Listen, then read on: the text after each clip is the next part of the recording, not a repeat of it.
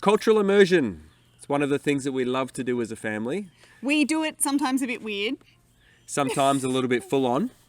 but today we're going to take you with us to Germany, where we fully immersed in the culture. Germany and Austria. Absolutely, with our Lederhosen. Ross's Lederhosen. I promise you will laugh.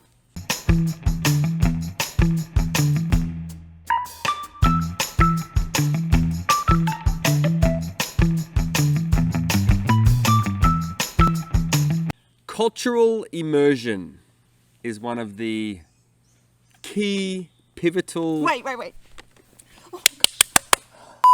Cultural immersion is one of the things that we love to do with our family. And today's episode, we will be talking about eating mosquitoes. Hi everyone, welcome to Learning Brave. I'm Skylar. I'm Ross. And today we are taking you to Austria and Germany with us. And we've already talked a little bit about how we love to get into the culture and the dress of the culture. In fact, that started long before Yes. we went to Europe. That started, I think, shortly after we got married, to be honest. Okay, I really like dressing up, fine. She loves to dress up and... Like, we go to Comic-Con whenever possible. But Hey, that's look, not cultural. there is nothing wrong with dressing up in SG-1 Stargate gear and boarding a plane to fly to a different city in Australia, There's nothing wrong with dressed like commandos. But it's not cultural. I'm So surprised they let us on the plane, we, actually. we take that spirit of engagement and no shame into our travels. There's a few more, though. We did that, then we went, and you were Regina, and I was the huntsman. Yeah. So, like, Have we dressed up any other times? Don't forget Buzz Lightyear. yeah, he pretends he doesn't like it, but he secretly loves dressing Yeah, up. And I actually this is do. proved by our time in Germany and Austria. Yeah. So I fell in love with dirndls, and me and my girls twirled our way around Austria on the Sound of Music tour. And I think Ross felt a little bit jealous. Anyway, I was trying to get him to wear lederhosen. I was always like, look how cool they are. Leather shorts. Woo, you should wear them. He was And, like, if- never. If you've never seen what Lederhosen are, by the end of today's episode, you'll know all about Lederhosen.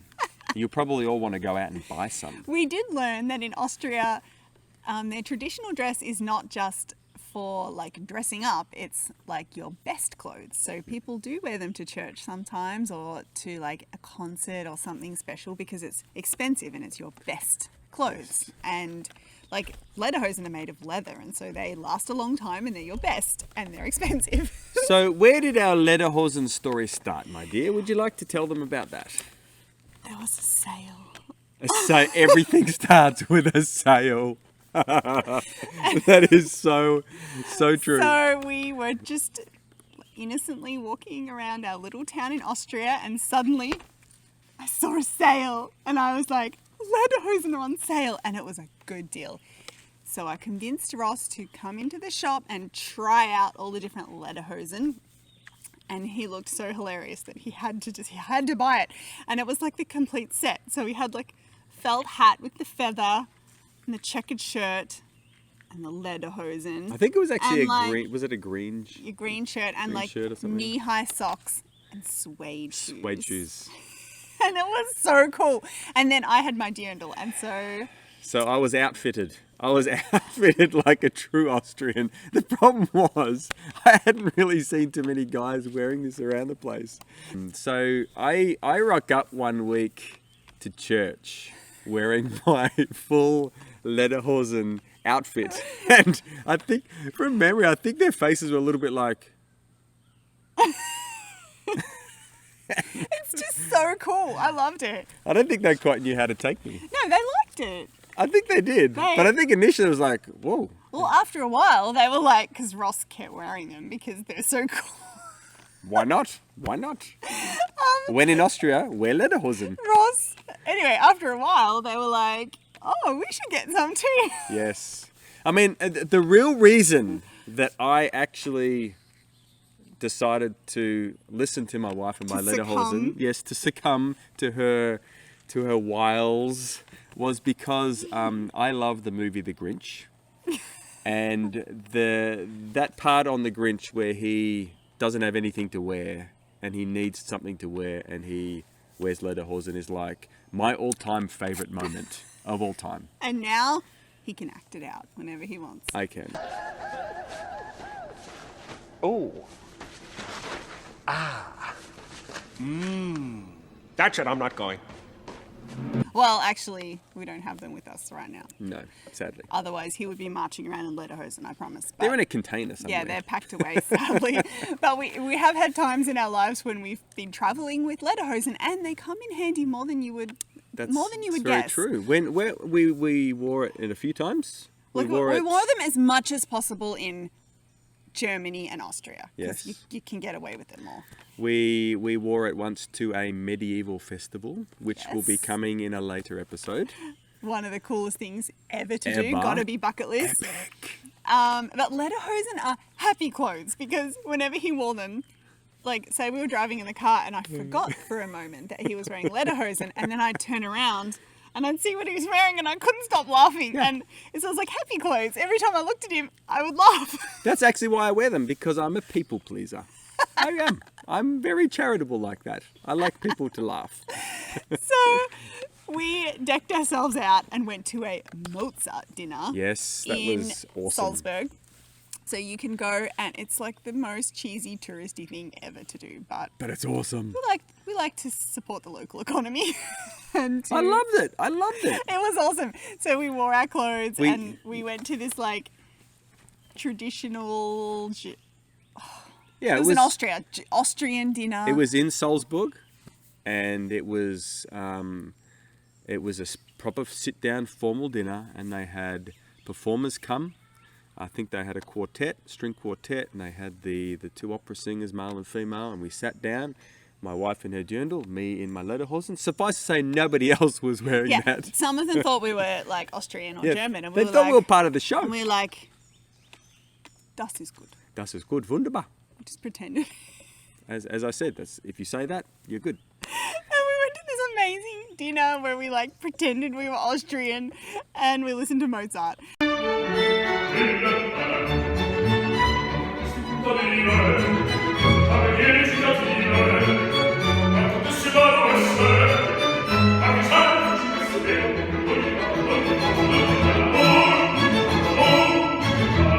And then we walked around Salzburg, which is on my list of top 5 countries to visit in Europe.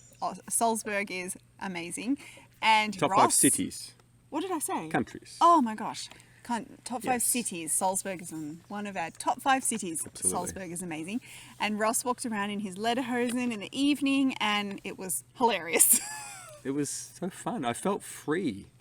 I felt like I was free to be crazy. I think dressing up does that. Lucky I was never in the middle. You know, I didn't grow up in the Renaissance, and I went to masked balls because I might have just gone really crazy.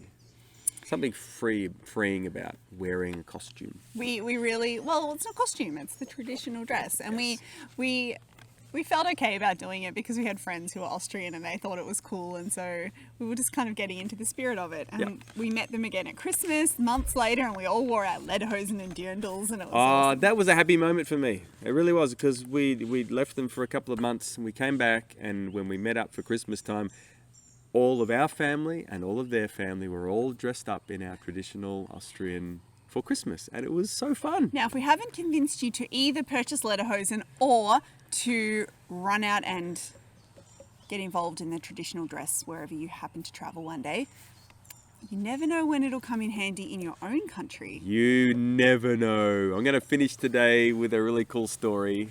That story is my older sister said that when she saw some of my wife's blog posts about me wearing Lederhosen, she laughed so hard she nearly peed her pants.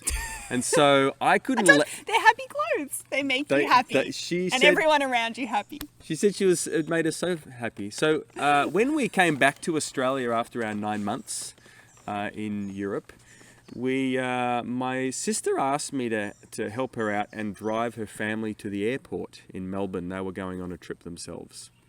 And so It was my idea. was I was more than like- happy. And my wife said, I was like, Wear your Lederhosen. Lederhosen. Because you had to pick them up at like 5 and 6 in the morning or something. Yeah. And so It was going to be peak time at Melbourne Airport. Peak time. And so I actually sillily, is that a word?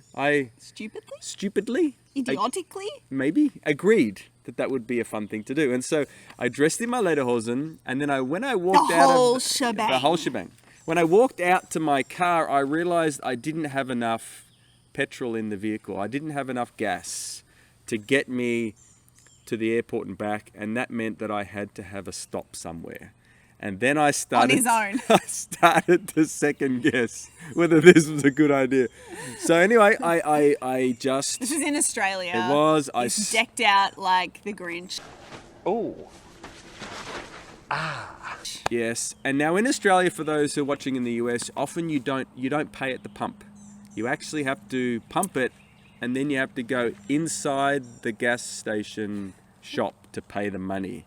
And I knew it was like the walk of shame. That's it, I'm not going.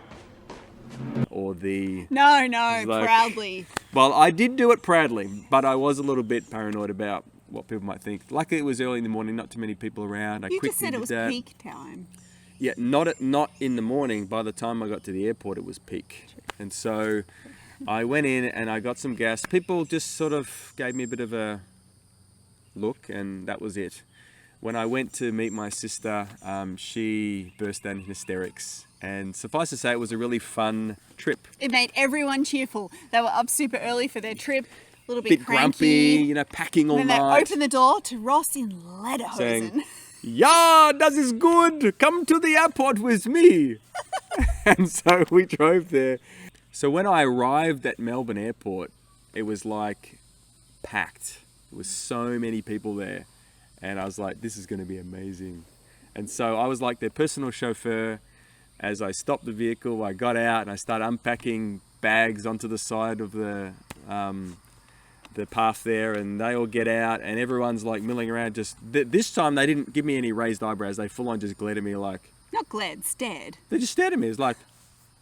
And one guy's like, "Hey, it's a bit early for Oktoberfest, isn't it, mate?" I was like, yeah, a bit early. And I sort of... ha ha ha ha. So you never know what your travels will bring. Yeah. We would, And when you'll use it if again. the culture's okay with it, we would love to embrace all sorts of local dress.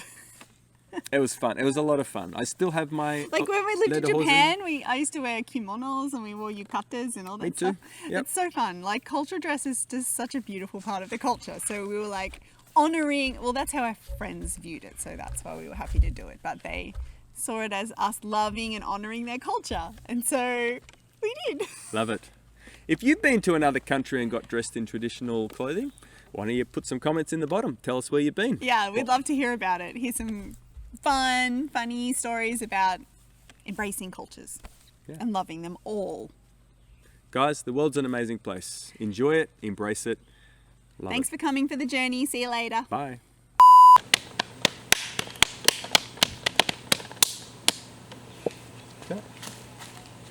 That's Russian. Oh, that's Russian. Yeah. I think that's still Russian. That's Russian. This is Russian. I don't know, maybe it's like...